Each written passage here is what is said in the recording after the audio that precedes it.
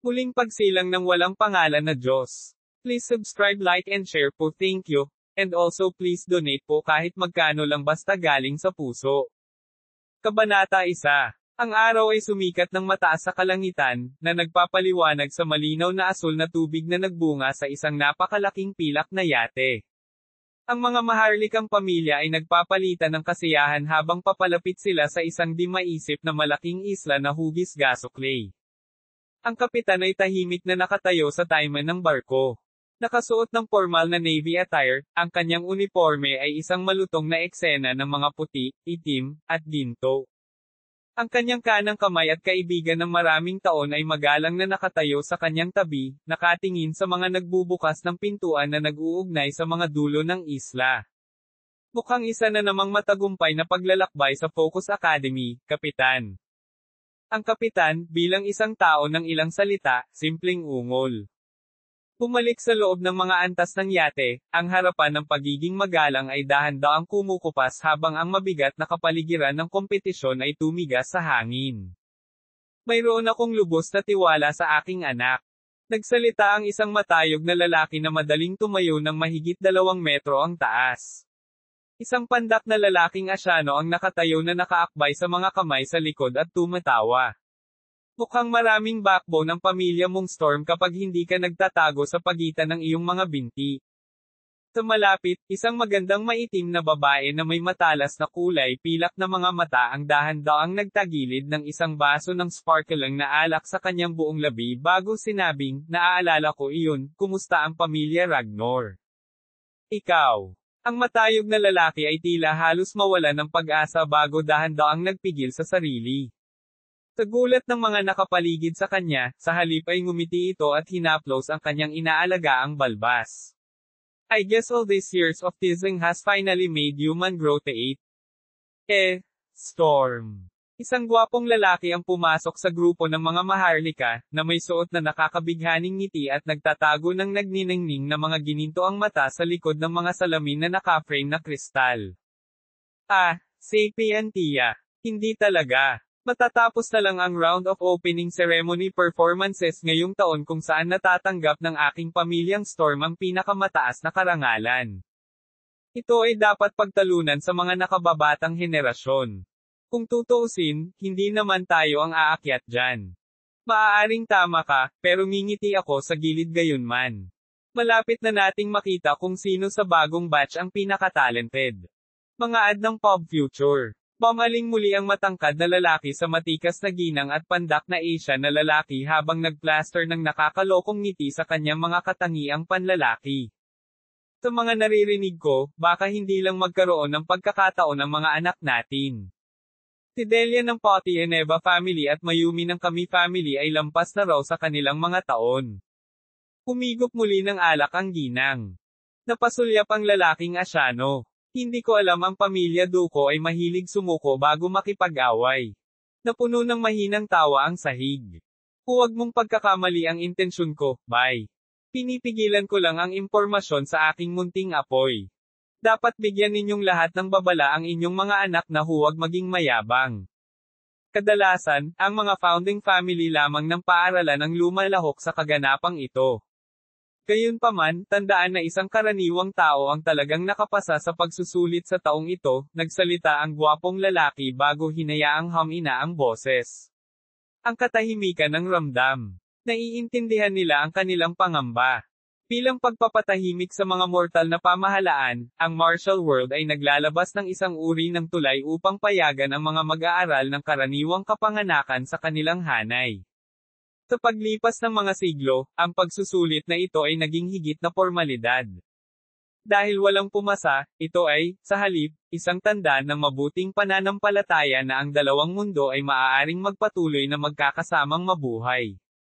Sa tingin mo, ang kanilang mga bloodline ay maaaring nakakagising. Pulong ni Storm sa mahinang boses. Huwag kang katawa-tawa. Tiningnan na namin ang background niya. With the suppress, pinutol ni Duko ang sarili, sa halip ay nagpa siya na muling humigop ng alak. Napabuntong hininga ang Asian na lalaki upang umalis bago huminto para sa isang huling salita. Ito ang unang pagkakataon na pinayagan namin ang isang karaniwang tao na lumahok sa mga seremonya ng pagbubukas. Maaaring nakakagulat na siya ay nakapasa, ngunit hindi parang napakahirap ng pagsubok sa simula. Pagkatapos ng kaunting paghinto, nagpatuloy siya. Alam na alam ninyong lahat na hindi na namin kailangan pang lumayo para payagan siyang makasali sa opening ceremony. Kaya, alam na alam ninyong lahat kung bakit namin ipinakita sa kanya ang ganitong kabaitan. Huwag lumampas ng walang dahilan at sandutin ang isang oso na hindi natin dapat. Walang gaanong dapat ikabahala ang mga maharlika. Kung walang suporta sa pamilya, imposible para sa karaniwang taong ito na gumawa ng marami sa anumang bagay. Gayunpaman, ang mga maharlikang ito ay nabuhay ng maraming taon at nalaman na ang mga variable ay maaaring sirain kahit na ang pinakamaingat na inilatag na mga plano. Kung ang batang ito ay tunay na isang henyo, isang karapat-dapat na sumali sa isang panig o kahit na pangunahing sangay ng isang kilalang pamilya, maaari niyang ibigay ang maselang balanse ng kanilang martial world. Kadalasan, gagamitin lang nila ang kanilang napakalaking kapangyarihan para pigilan ang batang ito sa pagsali, o kahit na mapeke ang mga resulta ng pagsusulit. Ngunit, ang proseso ng pagsubok ay hindi lamang nila pinangangasiwaan. Ang mga pamilya mula sa mga paaralan sa buong universo ay may akses sa mga resulta. Kung pinakialaman nila, magtataas lamang ng interes ang mga pamilyang iyon na kunin ang karaniwang tao sa kanilang likuran. Kahit na ang pagpatay lamang sa kanya ay hindi isang opsyon dahil ang isang digmaan sa mundo ng mga tao ay hindi isang bagay na maaari nilang ilihis ang kanilang atensyon. Ito ay hindi na parang ang mortal na mundo ay napuno ng passovers. Sa katunayan, ang bansang pinanggalingan ng karaniwang tao ay higit pa sa kakayahang magdulot ng banta sa kanila. Sa huli ay nagpasya silang ipasok siya sa paaralan. Pagkatapos ng lahat, kahit na siya ay isang henyo ngayon, kung walang tamang mapagkukunan ay madali siyang mapipigilan. Naghiwa-hiwalay ang mga maharlika, ang bawat isa ay walang malay na binubura ang bata sa kanilang isipan. Nasa kanila ang kanyang 15 minutong katanyagan. Madilim na kabayo o hindi, ang isang karaniwang tao ay hindi kailanman maihahambing sa mga henyo na pinalaki ng kanilang mga pamilya. Dahil sa kanyang impact, isang matangkad na batang lalaki ang bumagsak sa isang maliit na bangkang kahoy na nakakabit ng linya sa likod ng napakalaking silver na yate. Dahan-dahan siyang nagising mula sa kanyang pagkakatulog nang makitang dumausdas siya sa mga tarangkahan kasama ang barko. Tumalon siya, halos makalimutan niya kung nasaan siya. Inayos ang sarili, tumingin siya sa paligid. Malaki ang kanyang mga mata, kumikinang ang isang mapusyaw na kastanyo bago naging mapusyaw na berde hanggang kulay abo. Dahil sa kanyang edad, ang kanyang mga kalamnan ay hindi masyadong nabuo, ngunit ang mga ito ay nagmumula sa isang kabataang sigla na makukuha lamang sa pamamagitan ng may sensinang pagsasanay. Sabi nga, matangkad siya, mga 1.9 meters ang height na kahit 16 years old pa lang siya. Ang kanyang mga tampok ay may isang tiyak na immature at namumulaklak na kagwapuhan sa kanila. Isinasaalang-alang ang kanyang bahagyang Africa na pinagmulan, ang kanyang buhok ay kulot sa kanyang ulo, bahagyang lumilipat lamang sa hangin at nagniningning sa mga pahiwatig ng kayumanggi, pula at ginto. Ngunit ang pinakanagtapo ng mga gwardya sa mga dingding ng gate, ay ang katotohanan na, maliban sa kanyang kambal na wristbands, wala siyang ibang isinuot upang takpan ang kanyang sarili. Sino ang batang iyon? Aaksyon na sana ang mga tanod nang pigilan sila ng kanilang acting commander. Hayaan mo na siya, ipinaalam na sa amin ng kapitan ng barkong iyon ang tungkol sa kanya.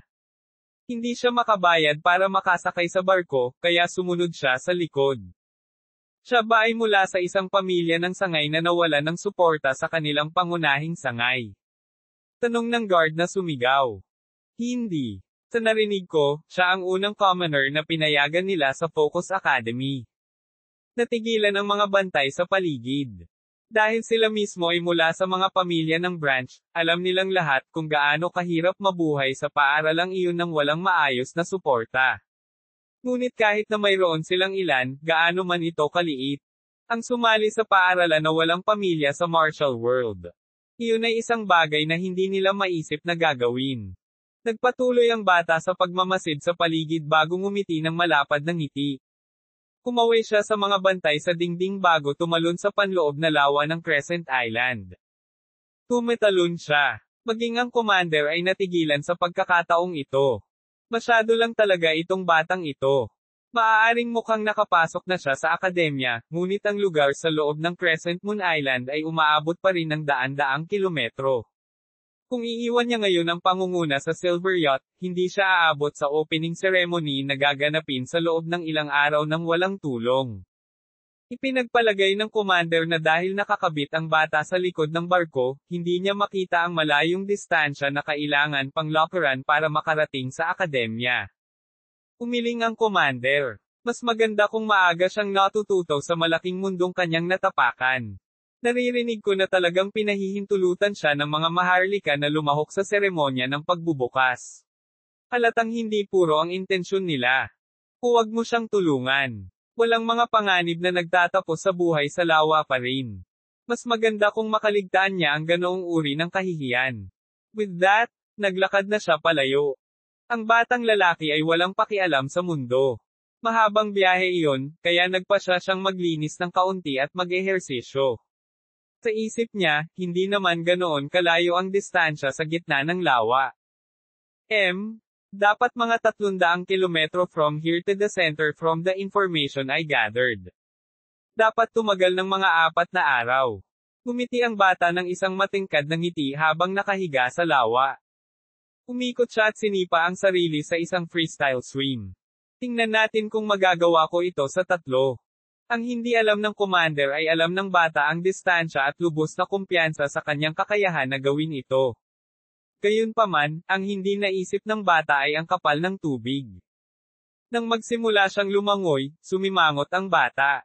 Hindi ito isang beses na lumangoy siya ng malayuan, ngunit sa pagkakataong ito ay ganap na iba ang pakiramdam.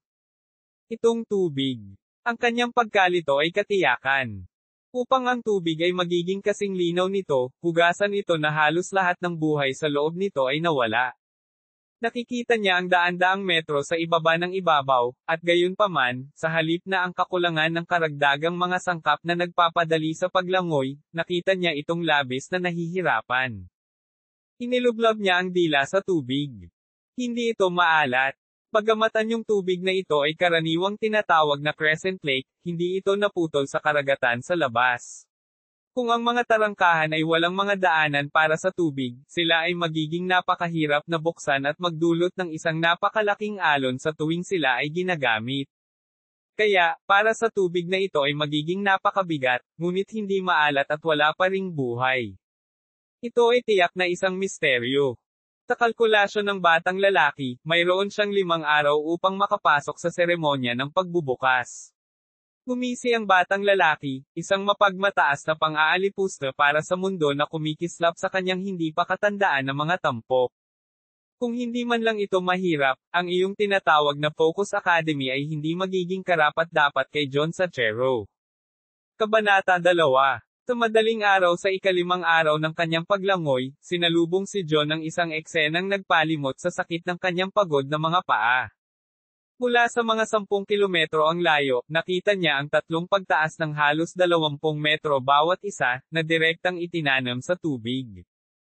Ang mga ito ay natatakpan ng mga tile ng hexagonal na hindi kinakalawang na asero na sumasalamin sa mga kulay kahel na kulay ng sikat ng araw sa umaga at nangunguna sa kombinasyon ng maliliit na nayon at walang katapusang luntiang halamanan. Ngunit ang higit na nakapukaw ng atensyon ni John ay ang skyscraper na mas nasa unahan. Umabot ito sa taas na hindi bababa sa 2,000 metro. Natatakpan ng walang katapusang salamin, ito ay may dominatingly magandang ningning dito.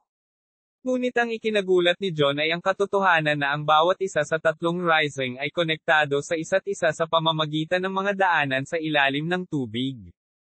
Natigilan si John, bakit may mga daanan sa ilalim ng tubig? Bumaba siya at halos malagutan ng hininga. Ang 3 rising ay talagang 6. Sa kabila ng lugar kung saan nakita ni John ang skyscraper, ay may 3rd pang magkaparehong pagtaas. Ang 6 na ay bumuo ng perpektong hexagonal pattern sa paligid ng base ng skyscraper. Ang dahilan kung bakit sila pinagdugtong ng mga lagusan sa ilalim ng tubig ay dahil ang mga pag-angat ay hindi ang katapusan ng mga ito.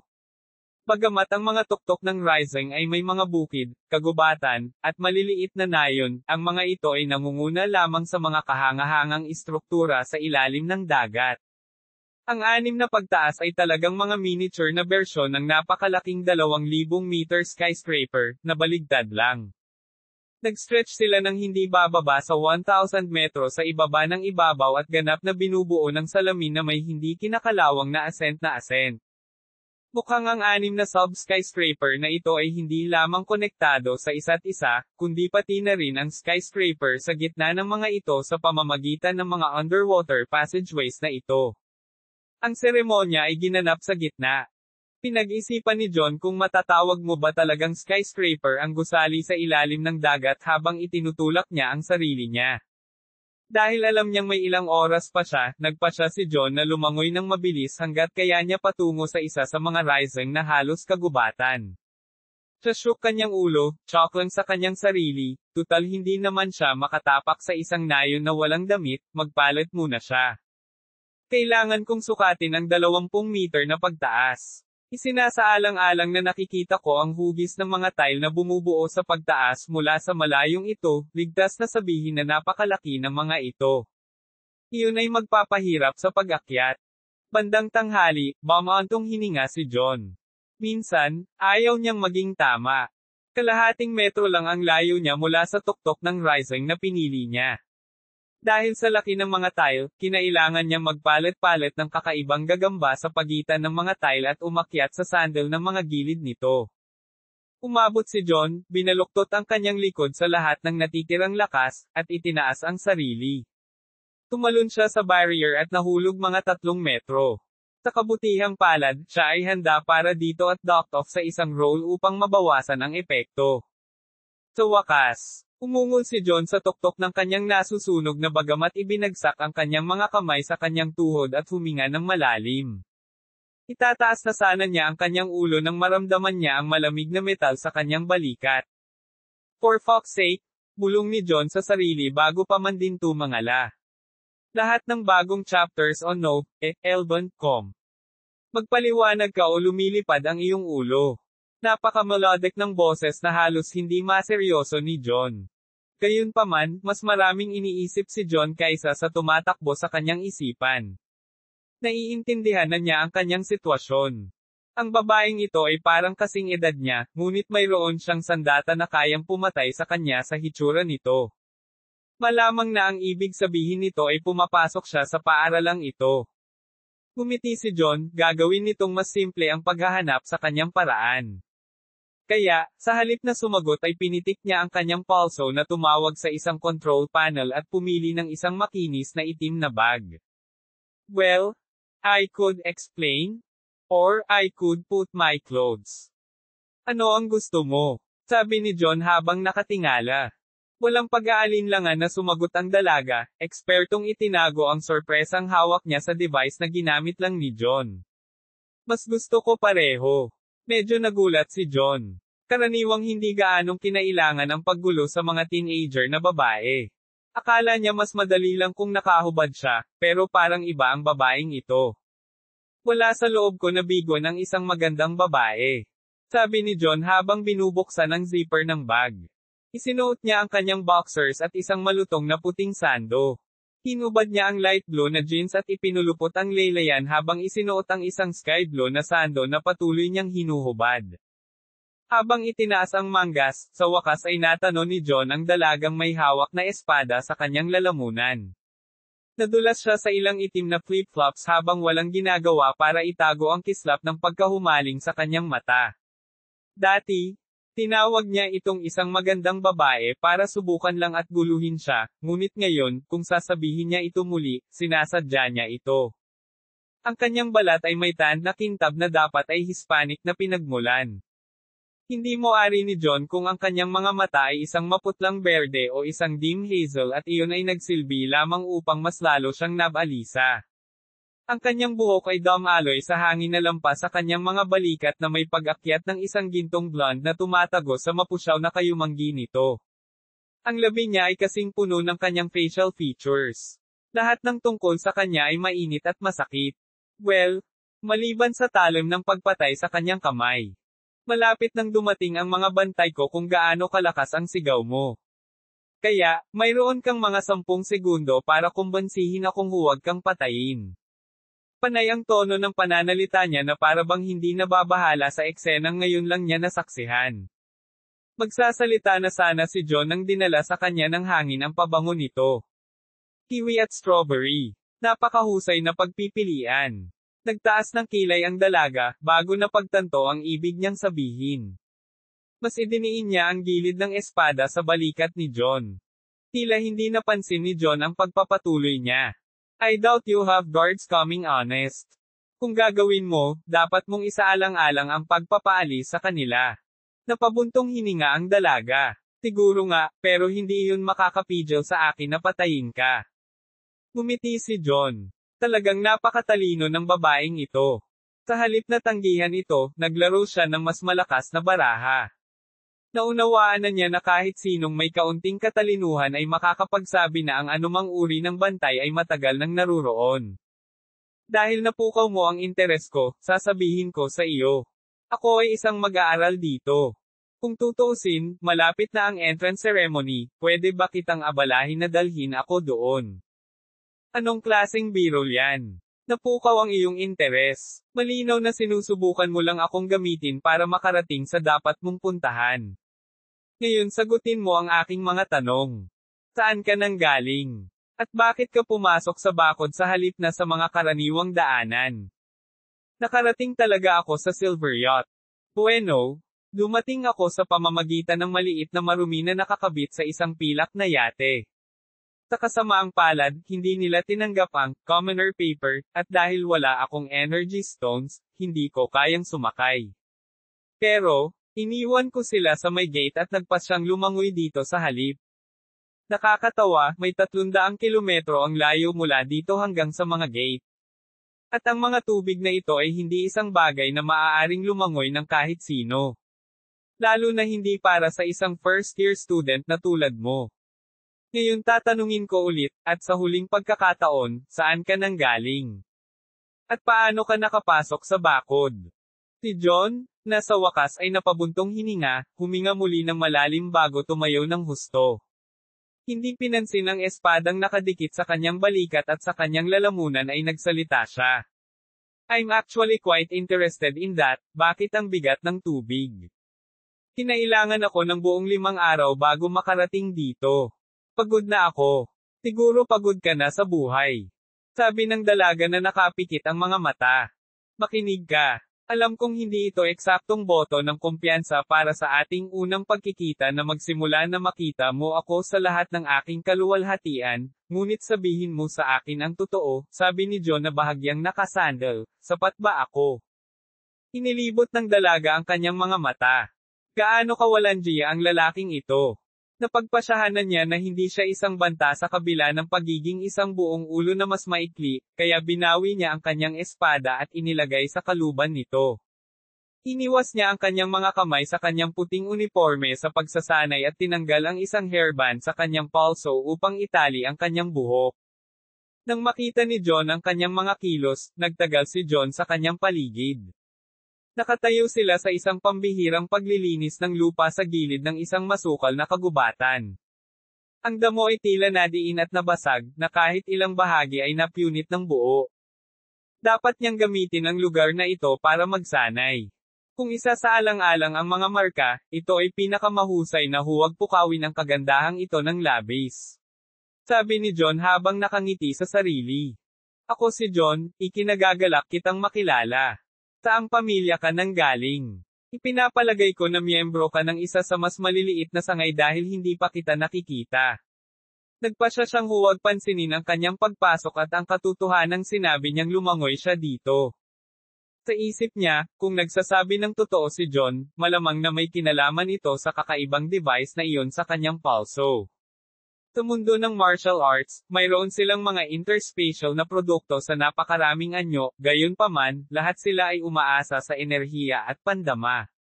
Ngunit nang gamitin ni John ang kanya, wala siyang naramdamang pagbabago. Sa katunayan, ito ay katulad ng iba pang teknolohiya. Sa Charo, hindi ko pa ito narinig. But then she gasped and looked at John more deeply than she had before. May problema ba? Sabi ni John with his usual casual smile. Kaya, ikaw ang karaniwang tao na pinayagan nila. Sinabi sa akin ng tatay ko ang tungkol sa iyo. Walang ganan niyang sabi. Natawa si John. Commoner. Kung nakabalik na siya sa mundong mortal, sinong hindi tumitingin sa kanya ng may paghanga? Kailanman sa kanyang buhay ay hindi siya tinawag na anumang bagay na malapit sa karaniwan. Walang sinabi ang dalaga habang patuloy na nakatingin kay John.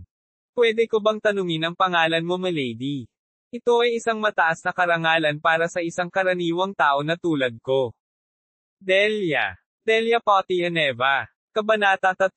Tinala ni Delia si John sa kagubatan, naglakad ng isang hakbang sa likuran niya baka sakaling mali ang kanyang assessment. Hindi ito nakita ni John na masyadong nakakainis. Mas magiging hinala kung hindi siya mag-iingat sa kanya. So, sasabihin mo ba sa akin kung ano ang espesyal sa lawa? Bumaba ang tingin ni John kay Delia na nakatutok ang mga mata sa trail na nasa harapan nila. Isinasaalang-alang na hindi mo agad masabi, hindi mo maiintindihan kahit nasabihin ko sa iyo. Subukan mo ako. Napangisi si John. Matagal-tagal na rin nang hindi niya naiintindihan ang isang bagay. Sa pagkakataong hindi niya talaga ginawa, ito ay magpapasigla lamang sa kanyang kuryosidad. Tumangala si Delia kay John at umiling. Sa kanyang mga mata, siya ay isang cocky boy na medyo malandi. Kung alam niya kung sino ang kanyang ama, o kung gaano siya kadaling patayin, hindi siya magiging casual. Sa madaling salita, lahat ng bagay sa universo ay may kalooban. Ang kalooban ng isang lawa ay maging mahinahon at payapa. Kung nilalangoy mo ito, halatang labag sa kalooban nito, kaya halatang lalaban din ito. Pinigyan siya ni John ng blankong tingin bago pumikit. Para kay Delia, isa itong malinaw na senyales na tama siya, hindi niya naintindihan. Saktong sasabihin niya sa kanya na kalimutan na ito, binuksan ni John ang kanyang mga mata. Kawili-wili. Napaiwas siya ng tingin. Napailing si Delia. Sino ang sinusubukan niyang lokohin? Naparito ako sa paaralang ito sa kahilingan ng aking ina. Ang tanging sinabi niya sa akin ay ito ay isang ganap na naiibang mundo na may bagong sangay ng agham na dapat galugarin. Itong will na binanggit mo ay may kinalaman sa sinabi ng nanay ko. Tila nanlilisik ang mga mata ni John habang patuloy sa landas. Nakita ni Delia na medyo misteryoso ito. Kung siya ay mula sa pamilya ng isang karaniwang tao, walang paraan ang kanyang ina ay maaaring malaman ng anumang nasa salat tungkol sa martial world. Gayunpaman, ang pagtawag sa kanilang ginagawa bilang isang bagong anyo ng agham ay magiging eksakto kung paano ito ilalarawan ng sinumang karaniwang tao. Bagaman, sa palagay ni Delia, mas tumpak kung tawagin itong pinakamatandang anyo ng agham. Parang narinig na naman ni Delia ang iniisip ni John. Siguro iniisip mo ito bilang ang pinakalumang anyo ng agham, tama ba? Sa paghusga sa kung paano mo inilarawan ang lawa, ang lahat ay dapat may kalooban. Kung ipagpalagay na ito ay totoo, iyon ay aabot sa kalawakan ng universo. Na marahil ay nangangahulugan na kung ang kalooban ng lawa ay nasa salat, masasabing ang pinakanasa salat na kalooban ay ang sansinukob mismo. Nanlaki ang mga mata ni Delia bago siya napangiti. Siguro mas matalino siya kaysa sa binigay kong credit. Medyo mali pa rin siya, baka tulungan ko siya sa pagkakataong ito. Bago pa siya makapagsalita ay nagpatuloy si John. Pero, marami na akong napuntahan at lumangoy sa maraming lawa at hindi ko pa naramdaman ang ganoon. Ibig sabihin, partikular na may kinalaman ito sa iyong mundo. Tumigil si John, na ang ibig sabihin ay isa sa dalawang bagay. Alinman ito ay isang uri ng pinakamataas na lawa na pinagtutuunan ng lahat ng iba pang mga lawa. O, ang tunay na kataas-taasang kapangyarihan ay matatagpuan sa mga practitioner sa iyong martial world, kung saan mo ginagawa ang iyong kalooban upang manipulahin ang iba pang mga kalooban na matatagpuan sa mundo. Upang paghihinuha iyon mula sa ilang mga pangungusap. Parang hindi naman niya kailangan ng tulong ko eh. Mukhang may kakayahan ka. Kaya, dapat mong maunawaan ngayon kung bakit hindi ako naniniwala na ikaw mismo ang tumawid sa lawa. Not to even mention that you supposedly did it in 5 days. Pinigyan siya ni John ng isang misteryosong ngiti. Siguro ang aking kalooban ay higit na pinakamataas kaysa sa lawa. O ang teknolohiyang iyon sa iyong palso ay masungit na sabi ni Delia. Ang pagtawid sa lawa sa napakaikling panahon ng walang tulong ng isang aparato tulad ng pilak na yate, halimbawa, ay imposible. Mangangailangan ito ng napakataas na antas ng likas na talento. Gayunpaman, ayon sa pagsubok na kanyang pinagdaanan para makapunta dito, siya ay halos katamtaman lamang. Higit pa rito, kung isa sa alang-alang na nakuha niya ang pinakapangunahing pag-unawa sa mundo ng militar, ang kanyang likas na talento ay kailangang maging mas mataas upang matumbasan ang kanyang kakulangan sa pag-unawa kung paano kontrahin ang lawa. Tumingin si John sa kanyang mga palso at ngumiti. Hindi mo pa ba nakita ang mga ito? Interesting. Naunawaan kaagad ni Delia ang ipinahihiwatig ng kanyang mga sinabi. Hindi niya naiintindihan ang kanilang tungkulin, kaya mali ang kanyang hula. Tiyak na nambobola siya. Pinitik ni John ang kanyang palso at inilabas ang isang umuusok na brown na bag ng burritos bago tumingin kay Delia. Gusto mo ng isa? Hindi, salamat. Hindi yun ang dapat kainin ng isang atleta. Napailing siya ng mariin. Bahala ka. Nagsimulang kumain si John. Nanlaki muli ang mga mata ni Delia. Paano siya makakain ng sobra-sobra at sobrang fit pa niya? Tiyak na natapos ni John ang 5 talampakang burrito sa kalahating oras nilang paglalakad papunta sa gitna ng kagubatan. Hindi naman ito nakakagulat kung hindi rin sila ang lapad ng mga braso niya. Pinitik muli ni John ang kanyang mga palso at pumili ng isang puting perlas bago ito ibinulsa sa kanyang bibig. Hinawakan niya ito doon habang papalapit sila sa isang malaking puno bago ito nilamon. Naguguluhang tumingin sa kanya si Delia. Nakalunok ka ng perlas. Nakikita kong matako ka, ngunit para din sa mga bagay na walang buhay. Pumalaklak si John. Mahal ko ang isang magandang babae na may sense of humor.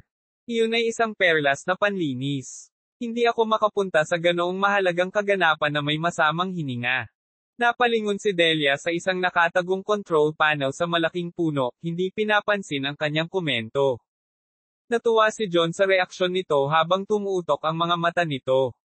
Mayroon silang teknolohiya upang bumuo ng tulad ng isang high-tech na elevator sa loob ng isang puno, upang mapanatili ang arkitektura sa ilalim ng dagat, at upang madaig ang kalooban ng isang lawa na may yate, ngunit wala silang alam tungkol sa mga banda, ng imbakan at paglilinis ng mga perlas.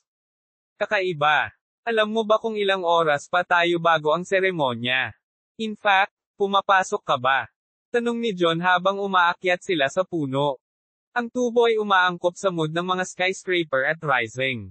Ang kisame at sahig ay nilagyan ng miniature hexagonal tiling.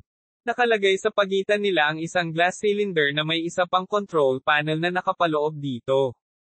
Mga ad ng Pop Future. Hindi magsisimula ang seremonya hanggang ngayong gabi.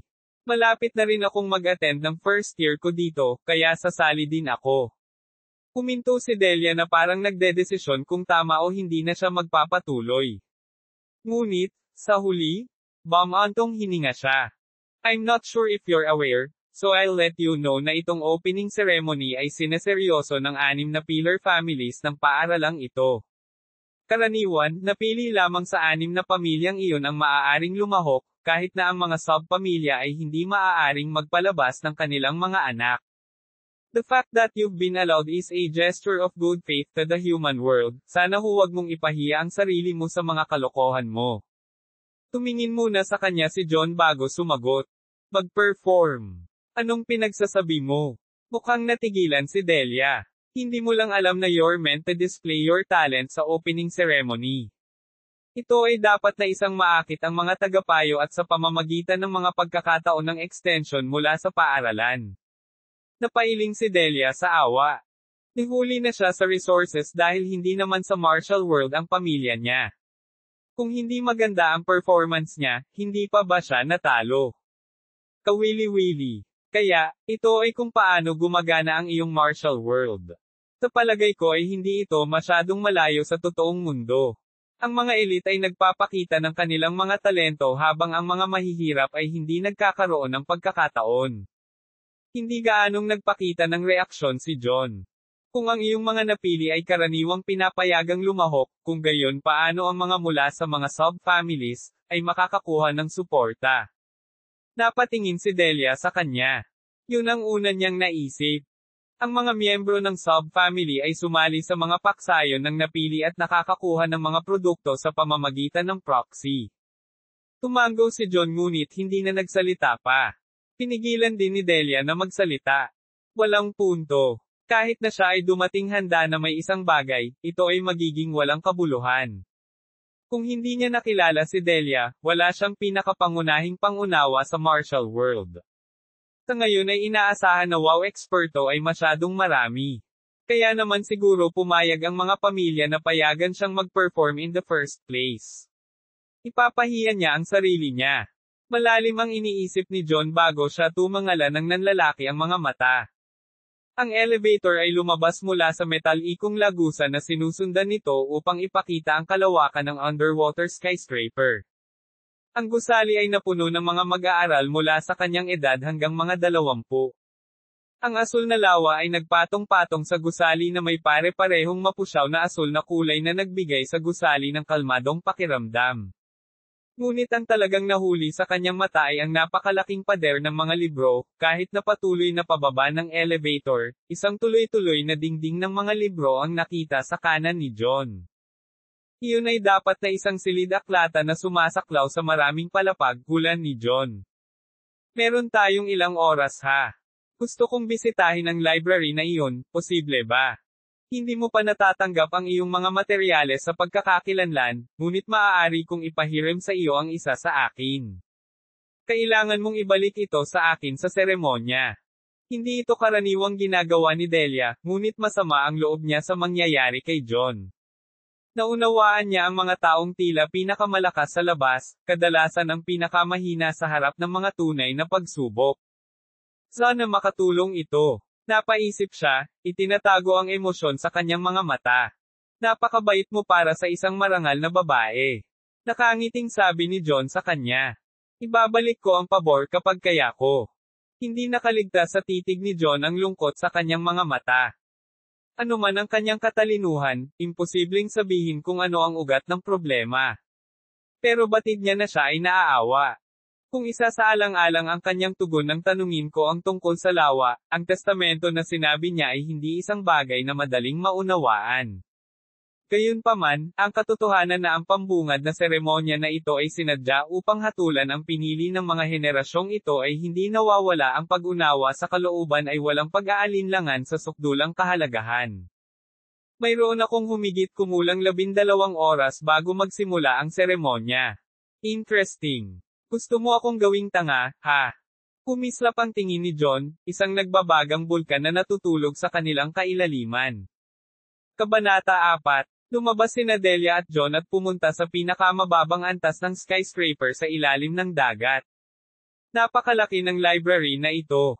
Ito ay sumasaklaw sa buong kanang bahagi ng istrukturang ito, 1,000 metrong halaga ng mga libro. Ang ligaw niyan. Napatingala si John. Ang aklata na ito ay talagang isa lamang sa 6. Ang bawat isa sa 6 na haligi ay may isang buong kalahati na nakatuon sa isa. Dagdag pa iyon sa pangunahing aklatan sa gitnang haligi. Bagaman, ang isang iyon ay mas maliit. Wika ni Delia na parang naiintindihan ang intriga ni John. Dahil gumamit ng espesyal na pasukan sa loob ng elevator, tumayo sila sa harap ng isang desk na masyadong engrandi para maging reception desk lang. Isang magaan at maaliwalas, ngunit masculine na boses ang lumabas. Delia, ikinagagalak kitang makita. At sino itong kaibigan mo? Naglalakad kasama ang mga lalaki, M. Hindi ako sigurado kung ano ang iisipin ni Head tungkol doon. Napalingon si John mula sa napakalaking desk at walang katapusang mga libro upang makita ang screen ng computer na nakatingin sa kanya. Sa loob nito ay isang lalaking kurbatang bihis na may salamin na naka-frame na kristal. Ang kanyang mga gininto ang mata ay kumikinang sa isang walang lihim na katatawanan sa liwanag ng kanyang panunukso. Actually nakita na niya akong nakahubad. Napaka-wild niya. Nakatingin si John sa monitor. Ay nako, ikaw ay walang takot. Gusto kita. Libro ang pangalan ko, bihira lang makakita ng handang mangasar kay Delia. Tumawa si Libro. Tinala ni Delia ang hawakan ng espada sa tagiliran ni John dahilan para muntik na itong matamba. Ito ang lakas ng isang 16 anyos na babae. Napatingin si John sa kanya pero nagpapanggap na siya na parang walang nangyari. Hindi sinasadyang umubo si John bago nagpakilala. Ako si John, ikinagagalak kitang makilala. Bago pa nila ituloy ang kanilang bromance ay pinutol na sila ni Delia. Nandito ako bilang pabor sa isang ito. Hinahayaan ko siyang gamitin ang aking identification card sa loob ng ilang oras. Inabot niya ang card kay John. With that, tumalikod na siya para umalis. Inaasahan kong makita kang muli. Sabi ni John habang pinagmamasdan ang papalayong figure niya. Nagpatuloy si Delia, kunwari ay hindi niya narinig na nagsalita. Habang sumasara ang mga pinto ng elevator ay muling nagsalita si Delia. Ang seremonya ay ginaganap sa gitnang haligi. Tanungin si Libro kung paano makarating doon. Ano ang isang kawili-wiling kagandahan? I wonder kung meron pang katulad niya dito. Ngumiti si John. Kaya, Libro, mayroon akong ilang mga katanungan para sa iyo. Sabi ni John sabay balik sa monitor. Sa katunayan, maaari ba kitang abalahin na bigyan ako ng mabilis na buod ng kung ano ang ibinibigay ng library na ito? Ngumiti si Libro. Ikaw siguro ang commoner na ang dami kong narinig. Sabi nila tumakas ka, pero parang mali yun. Hindi ka naman makakasama ng young mistress this whole time, di ba? Ngumisi si John. Hindi kayang halikan at sabihin ng isang lalaki, ngayon ba? Tila na puno ng maaliwalas na tawa ni Libro ang silid-aklatan dahilan para mapatingin ang mga estudyanteng kanina pa nagliliyab sa paligid bago umiling at bumalik sa kanilang ginagawa. Mukhang nasanay na sila sa pagkatao ni Libro. Mukhang ang kagandahang iyon ay may mataas na posisyon dito. Sa kabila ng kanyang casual na hitsura, ipinagpatuloy ni John ang pagsusuri sa lahat ng kanyang makakaya. Ang aklatan na ito, tulad ng malamang na nakita mo, ay nahahati sa 100 na antas para sa kabuoang 600 sa mga panlabas na haligi. Responsable ako sa lahat ng antas, kaya naman nakaupo ako sa likod ng screen ng computer na ito. Nanlaki ang mata ni John. Namumuno sa 600 na antas ng mag-isa. Kahit na may mga monitor na imposible. Ang mga antas na naa-access mo ay nakadepende sa iyong identification card. Dahil ibinigay sa iyo ng batang may bahay ang kanya, mayroon kang access sa lahat ng 600 panlabas na antas. Ngunit, kahit siya ay wala pang access sa mga panloob na antas. Isang unang taon na mag-aaral na may halos walang limitasyong pag-access. Kung tama ako, ang kanyang ama ay dapat na pinuno ng isa sa mga pamilyang haligi. Poti Eneva sabi niya. Kahit na mayroon kang access ni Delia sa ngayon, malamang na wala ka sa hinaharap. Ang karaniwang mga mag-aaral sa unang taon ay may access sa unang 10 antas sa pinakamaraming, ngunit kahit na iyon ay sa mga bihirang kaso. Karamihan ay karaniwang natigil sa pinakamababang 1 antas. Paano mo madaragdagan ang mga antas na mayroon kang access? Magagawa mo ito sa pamamagitan ng mahusay na pagganap sa seremonya ng pagbubukas. Bagamat karaniwang nakalaan iyon para sa napiling Pillar family, narinig kong gumawa sila ng exception para sa iyo. Bilang karagdagan, maaari kang ma-promote sa pamamagitan ng mga marka sa pamamagitan ng pagpasa sa iyong mga pagsusulit sa pagtatapos ng taon, maaari kang lumahok sa mga hamon at mga paligsahan sa buong taon, mayroon ding posibilidad na maging mahusay sa ranggo sa maraming mga leaderboard, at maging mahusay sa isang pangkat na iyong nilikha o sumali. Paksyon na naman. Hindi napigilan ni John ang ngiti. Ang mga susunod na taon ay magiging masaya. Kahit na layunin ng karamihan sa mga mag-aaral ng pamilya ng sangay na makakuha ng akses sa mas mataas na antas sa mga panlabas na haligi, ang tunay na kayamanan ay nasa loob ng panloob na haligi. Walang mga panuntunan kung paano makakuha ng access dito, maging outstanding lang. Maging outstanding lang. Hindi mo kailangang sabihin sa akin ng 2 beses. Ngayon, ano ang iyong mga tanong? Mayroon akong isang teorya tungkol dito kung ano ang gagawin ng iyong martial world. Nag-iisip na nagsalita si John, hinayaan ang kanyang mga mata na mawala ang atensyon. Will. Naiintindihan ko. Siguradong napipi ito ni Delia para sa kanya. Kung ang iyong mundo ay bihasa sa pagmamanipula ng mga habilin na ito, makatuwiran na ang iyong mga nilikha ay magkakaroon din ng mga ito, tama. Hinayaan ni Libro na sumili ang maliit na ngiti sa kanyang mga labi. Iyon ay talagang isang tumpak na pagbabawas. Kaya, ang iyong mga libro ay hahawak sa kanila. Kaya, kung sasabihin kong, nagpa siya na unawain ang kalooban ng aklat sa halip na basahin ito, malamang na mas malalim ang aking pag-unawa at maaari pa akong makatipid ng oras. Panipi. Laking gulat ni Libro, hindi ako sigurado na ang isang baguhan na tulad mo ay makakagawa ng ganoon. Ito ay isang pamamaraan ng mabilis na pagbabasa na talagang umiiral, ngunit ito ay hindi bababa sa isang pangunahing pag-unawa sa teorya ng militar at isang kapangyarihang kaluluwa.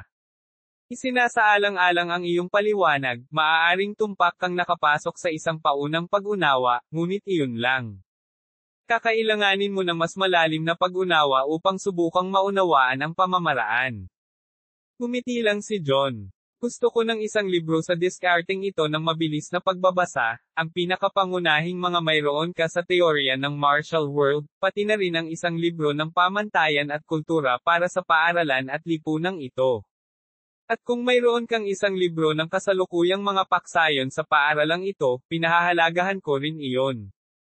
Bahagyang tumango si Libro. Ang kanyang trabaho ay tulungan ang mga estudyante na mahanap ang mga aklat na kailangan nila at gabayan sila kapag nawala sila. Tila si John ay nakatakda sa landas na ito at ang mga pagpipilian ng mga aklat na ginawa niya ay sapat na disente. Habang kinakalikot ni Libro ang isang bagay sa gilid ng screen para masubaybayan ang mga librong hinihingi ni John, nagpatuloy si John sa paglilibot. Ito talaga ang unang pagkakataon na nakakita siya ng ganoong kalaking library. Hindi rin magiging patas na ikumpara ito sa aklat ang iyon. Naisip ni John na huminga ng malalim. Sa magkabilang pinto ng elevator ay isang malawak na gilid na salamin na papunta sa isang gilid ng gusali patungo sa susunod. Napansin ni John ang maliliit na hiwa na nakilala niya dahil iba pang mga pintuan nang makita niya ang isang estudyante na dumaan sa isa. Napatango siya sa sarili, may katuturan na mas maraming pasukan kaysa sa isang elevator lang. Ang mesa sa harap niya ay tila isang pagpapakita ng kayamanan kaysa sa anumang bagay. Ginawa ito sa sinaunang kahoy na huminga ng hangin ng kalikasan sa malalibro na amoy ng aklatan. Ang mga ukit dito ay umikot at lumubog sa isang kamangha-manghang pattern. Halos hindi makatiis si John na hawakan ito. Nagtataka ako kung ano ang nasa kabilang panig ng gusali. Tumangala si Libro at sa isang pagpapakita ng inaakala ni John ay ang kanyang pagtingin sa kadakilaan, pinindot niya ang isang panghuling buton na nagbukas ng bangin sa malaking mesa, 14 na libro ang lumipad at lumabas kay John habang siya ay nagmamadaling hulihin ang mga ito. Napakasama mo, sabi ni John habang tumatawa at hinuhuli ang huling libro. Paano pa ako magiging masaya buong araw? Ang control room na ito ay hindi masyadong komportable. Sabi ni Libro na may misteryosong ngiti. Muling nabigla si John habang nakatingin sa mga libro. Lahat sila ay isinulat ng iisang tao. Ang pamilya Sapientia. Sabi ni Libro sa pagbabalik tanaw. Naaalala ko pa ang araw na nakuha ko ang aking kristal na baso. Ito ay isang pamilya. Pagmamayari nila ang monopolyo sa impormasyon. Kung sila lang ang sumulat ng mga libro sa martial theory, it'd be one thing. Ngunit ang aklat ng pagsulat, ang aklat ng kultura, ang pamamaraan ng mabilis na pagbasa at ang aklat ng mga paksayon din. Iyan ay lubos na kalokohan. Walang nakakakita ng isyu dito. Ang pamilya Sapientia ay talagang isa sa kanilang mga pamilya na may maraming pangunahing sangay.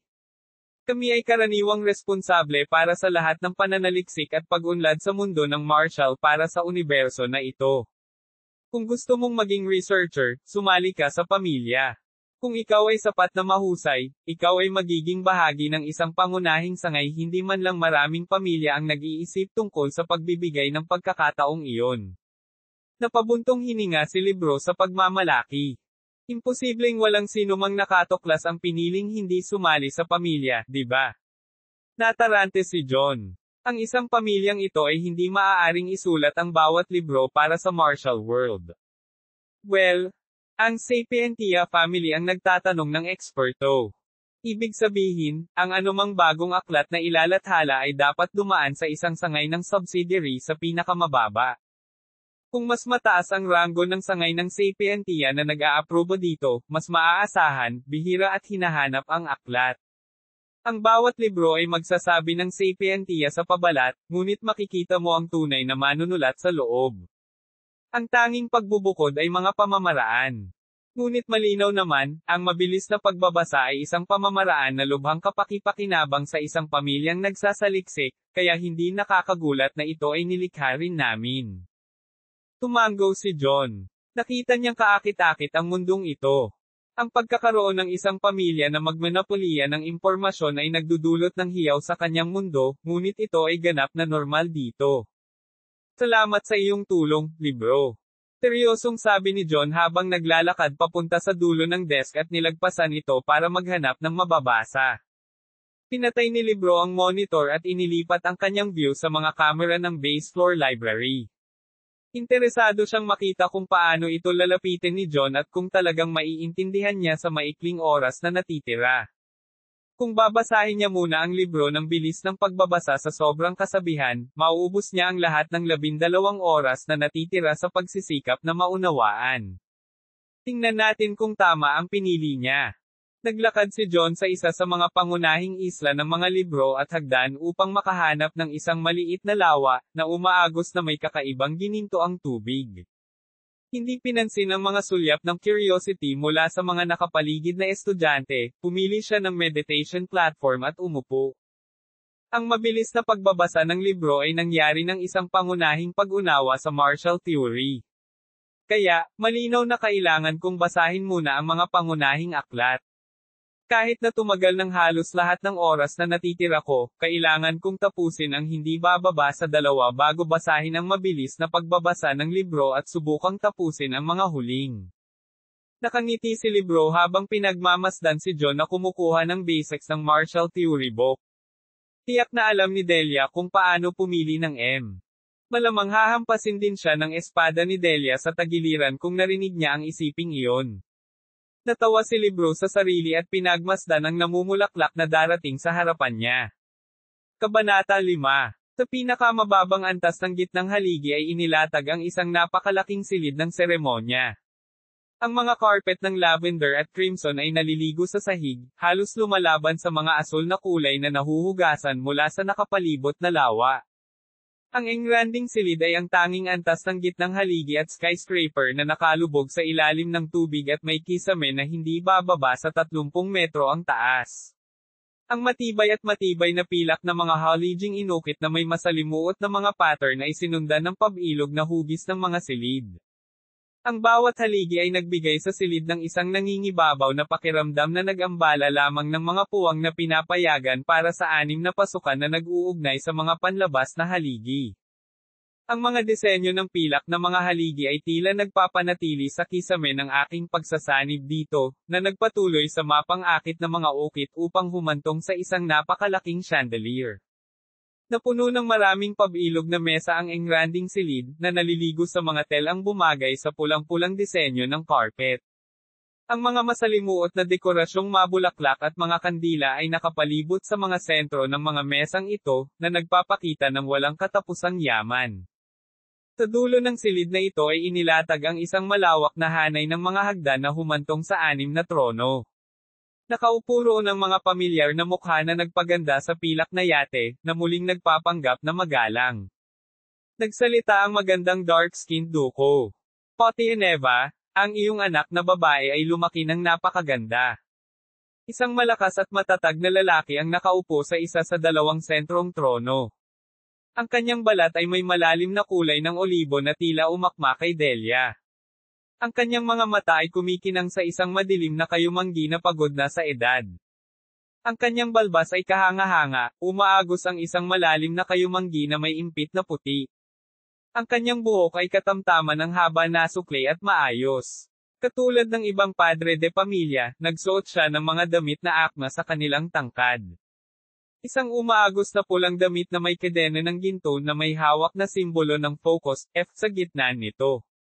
Ngumiti siya. Talagang meron siya. Narinig ko na si Pharaoh ay naging lubos na maaasahan. Ang pamilya Duko ay magkakaroon ng magandang panahon sa hinaharap. Ngumiti si Duko, pinahahalagahan ang papuri ngunit nagulat sa loob.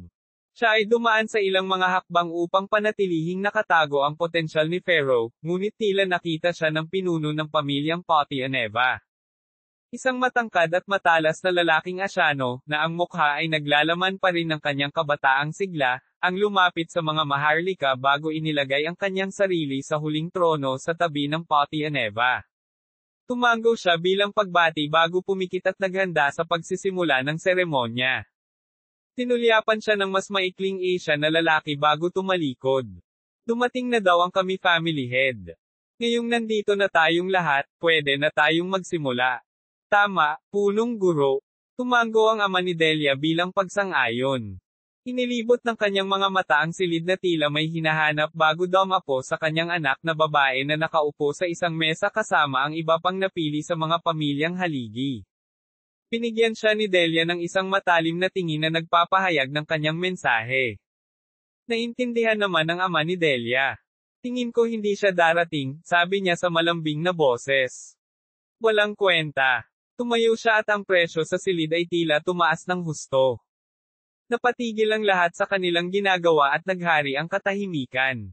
Ang mahinang pag-indayog ng chandelier sa kisame ay tanging tunog ng mga silid, na puno ng mahinang kumikislap na tunog ng silid. Sa kabila ng pagiging pinakamahusay na gurong iniaalok ng Focus Academy, hindi sila naglakas loob ng magsalita si punong guro. Ngayon, nagtipon kami bilang parangal sa pagbubukas ng bagong taon sa aming Focus Academy. Gaya ng nakaugalian, ang mga napili sa ating mga pamilya ay nagpapakita ng kanilang mga talento para sa atin ngayon upang ipakita ang antas ng pag-unawa sa teorya ng militar. Lumingon siya upang tingnan ang mesa ng mga kabataan, at mabilis na sumulyap sa bakanting upuan. Sigurado akong naiintindihan ninyo ang lahat ng kahalagahan ng kaganapang ito. Makakakuha ka lamang ng isang pagkakataon, at sa maraming paraan, ito ang magpapasya sa iyong landas para sa hindi bababa sa susunod na 10 taon. Manatiling determinado. Maging kumpiyansa. Ipakita ang iyong focus. Magpapatoto tayong lahat sa antas ng kalooban na maipapakita mo. Isang matayog na binatilyo na halos eksaktong replika ng matayog na lalaki mula sa yate ang nakatayo, ang kanyang asul na mga mata ay kumikislap sa isang mapagkompetensyang liwanag. Isang karangalan kung papayagan mo akong mauna, punong guro. Pinagsalikop ng binata ang kanyang mga kamay at yumoko. Tumango si Potianeva bago bumalik sa kanyang trono. Ang mga mesa, upuan at mga tao ay dinampot ng hindi kilalang puwersa at iginiya sa mga gilid ng silid. Mahihirapan kang sabihin kung ano ang nangyayari kung nakapikit ka. Gayunpaman, masasabi ng sinanay na mga mata na iyon na nangyayari ito sa isang porma sayon na nilikha ng isang taong may kasanayan sa landas ng kaluluwa. Itinaas ng isang platform ang sarili nito ng humigit kumulang 3 talampakan sa gitna ng bukas na ngayon na espasyo, na ginanap sa matangkad na batang lalaki na humakbang pasulong ng may kumpiyansa, at lumukso dito. Spear. Sumigaw ang bata sa boses na mas malalim kaysa sa dapat sa kanyang edad. Isang itim na carbon spear ang nagsimulang magkatotoo, ang dulo nito ay kumikinang na may pilak na talas habang ang kidlat ay kumalusko sa hawakan nito. Tumango ang mga maharlika bilang pasasalamat. Nagagawa niyang tumawag sa mga elemento. Bagamat mahina, ito ay patunay ng hindi bababa sa isang pangunahing pag-unawa sa kalooban ng kidlat, hindi bababa sa una sa 9 na antas. Isang bagay na kapuri-puri para sa gayong kabataan. Pumalaklak ang isang mentor ng Focus Academy, hinahaplos ang kanyang balbas. Ito ay sapat na kahanga-hanga upang makakuha ng kanilang mga sponsor, ngunit ang ngiti ng family headstorm ay lumaki lamang. Nagsimulang magkatotoo ang mga ulap habang iniikot ng binata ang kanyang sibat. Mabilis siyang kumilos, na may liksi na hindi dapat sa laki niya. Lalong tumindi ang mga kaluskos ng kidlat sa loob ng madilim na ulap hanggang sa marating ng kabataan ang tugatog ng kanyang mga galaw. Ha! Umungol ang bata. Isang makapal na kidlat ang bumaba sa platform na nagpapadala ng bumagsak sa dulo ng espada habang winalis ng binata ang kanyang sibat sa huling pagkakataon. Mabilis na ikinaway ni Headmaster Potty Eneva ang kanyang kamay, na bumubuo ng paligid ng plataporma. Ang hadlang ay lumundag at nabaluktot habang ang kabataan ay tumutusok pasulong, ngunit nanatiling matatag sa huli. Tumutulo ang pawis sa noo ng binata, ngunit isang mapagmataas na ngiti ang bumungad sa kanyang hindi pa katandaan. Ako si Hawkstorm. Tandaan mo ang pangalan ko.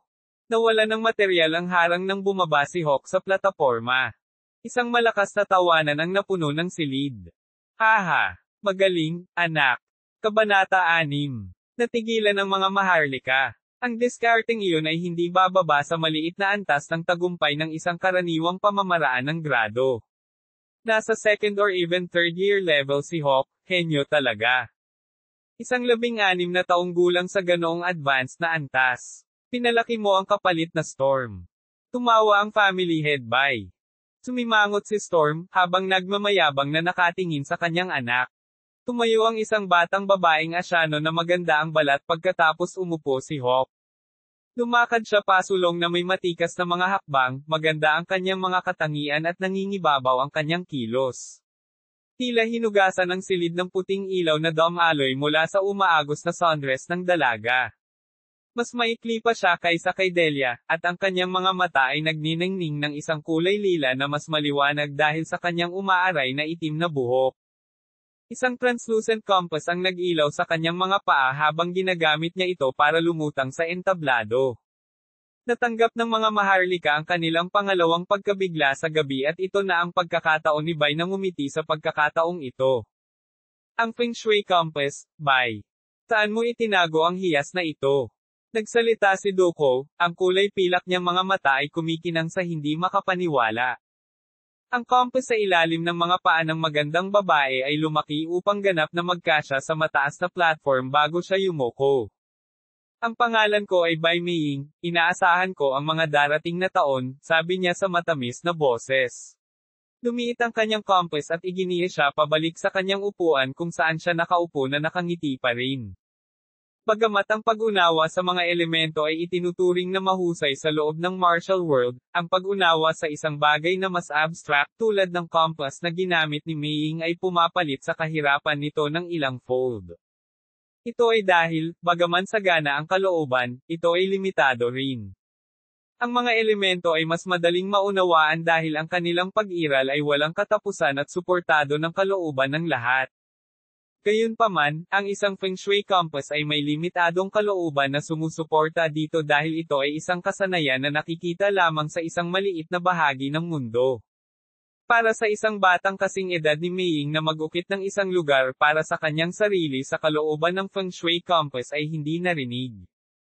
Ang makipagkompetensya para sa kalooban ng compass laban sa mga eksperto na higit pa sa kanyang mga taon. At upang mapalawak ito hanggat ginawa niya. Siya ay walang duda na magiging haligi ng ating alyansa sa hinaharap. Hindi makapaniwalang nagsalita si Storm. Nagtitiwala siya na magiging kahanga-hanga ang kanyang anak, ngunit tila masyado siyang umasa. Ang mga kabataan ay dumating ng sunod-sunod, na nagpapakita ng mga talento na higit pa sa kanilang mga taon. Ipinakita ni Pharaoh Doko ang kanyang kakayahan sa pagbabago ng hugis. Ang kanyang kalooban ng agila, lobo at oso ay yumanig sa lahat ng dumalo. Ang unawain hindi isa, kundi 3 habilin sa murang edad ay sadyang kasuklam-suklam.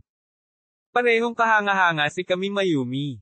Ang kanyang walang tigil na kalmado na kilos habang hinihilan niya ang kanyang busog at palaso ay hindi mapapantayan sa hindi bababa sa ika-4 na taon. Napuno ng lamig ang silid habang tinutusok niya ang punteria. Maging ang kanyang malamig na ama ay nagmulat ng kanyang mga mata at binigyan siya ng isang maikling tango bago bumalik si Mayumi sa kanyang upuan. Pagkatapos, isang maliit na batang lalaki na may itim na frame na salamin ang lumakad papunta sa entablado. Siya ay maamo at mahina, ngunit ang kanyang mga ginintoang mata ay kumikinang na may matalas na katalinuhan. Calligraphy. Tawag niya sa mahinang sigaw. Isang nakaluhod na mesa ang nagkatotoo kasama ang isang nakarolyong piraso ng makapal na papel at isang basong lalagyan ng tinte na may matikas na brush na nakasandal sa loob nito. Lumuhad ang bata at inayos ang sarili. Sa sumunod na sandali, nawala ang kanyang kaamuan. Nanlaki ang mata niya nang buksan niya ang papel at itinaas ang brush sa isang mabilis na galaw. Ang mga maharlika ay huminga, lahat ay nag-iisip ng parehong bagay, ang kalooban ng mga salita. Nagsimulang magsulat ang bata sa pamamagitan ng mga hagod na kasing talas ng kanyang mga mata. Nakakunot ang kanyang noo habang nakasandal sa sukdulan na konsentrasyon. Isang malambot na hangin ang tila tangay sa silid nang matapos niya ang kanyang huling paghampas ng brush. Ang pangalan ko ay Pertinacis Sapientia. Ngayon ay ibinibigay ko sa iyo ang salitang ito, henyo. Gaano katapangan. Ang isang tagapagturo na responsable sa pag-aalaga sa mga panloob na aklatan ay nagkaroon ng matinding interes sa Pertinaces. Ang ceremonial na bulwagan ay nalaban sa isang nagniningning na liwanag nang ibinalik ni Pertinaces ang kanyang trabaho para ipakita. Sa sandaling iyon, naramdaman ng lahat ang kalooban ng kanyang salita. Ang labis na paghahangad ng kaalaman at ang pagtitiyaga upang makamit ang sukdulang layunin. Talagang henyo. Ang maghatid ng damdamin at sa pamamagitan ng pagpapalawig ay baguhin ang kalooban ng mga nakapaligid sa iyo ay isang bagay na kahit 5th at 6th year students ng Focus Academy ay hindi magagawa. Bahagyang narating ni Mayumi ang kaharian na ito sa pamamagitan ng paghuhuga sa amin sa kanyang malamig na layunin. Ngunit, matatag na nakatanim si Pertinaces sa kaharian na ito.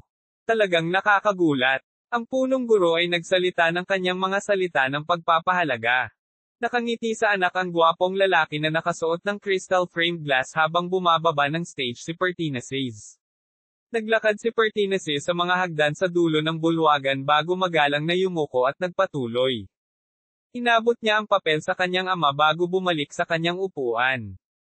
Magaling. Malumanay na nagsalita ang family head Sapientia. Nawala si Delia sa kanyang konsentrasyon upang tumayo nang makaupo si Pertinaces.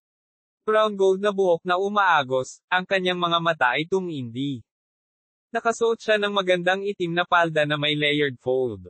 Ang kanyang itim na medyas ay nakaunat sa pamamagitan ng kanyang toned legs at natapos sa itim na flat. Ang leeg ng kanyang maputlang pink na blusa ay nakapulupot sa kanyang mga balikat na mas mababa kaysa karaniwan, na nagpapakita ng pilak na kwintas na nakapalibot sa kanyang collarbone. Nagmaterialize ang isang espada sa kanyang kamay habang namumukadkad ang mga talulot ng yelo mula sa kanyang mga paa. Ang kanyang maputlang berdeng mga mata ay naging malamig na asul. Hindi tulad ng iba. Hindi na niya kailangang tumawag sa pagbuo ng paglikha. Ang tanging mga maharlika na nananatiling nakaupo ay sina Kami at Poti Eneva, ngunit ang karaniwang kalmadong pag-uugali ni Kami ay nabigla nang pumikit ang kanyang mga mata. Napabuntong hininga si Doko. Ang kalooban ng yelo ay nagpakita ng mga pagbabago sa loob niya. Natigilan ang mga maharlika. Kahit na tinawag ni Pharaoh ang kalooban ng agila, oso at lobo, ang mga pagbabago ay ilusyon lamang. Ang agila halimbawa, nakikita tumaas ang kanyang paningin at liksi, ang bear ang kanyang lakas, at ang lobo ang kanyang instincts at bilis.